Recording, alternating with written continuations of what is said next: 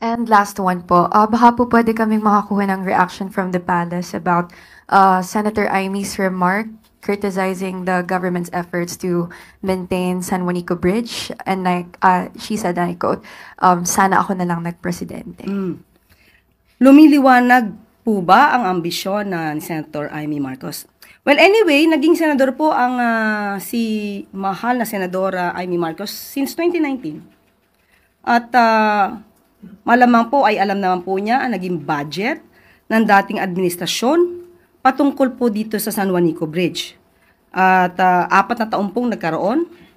Hindi ako nagkakamali, 4 na taon since 2018 up to 2022 ang administrasyong Duterte. Pero hindi nga po nagkaroon ng rehabilitation.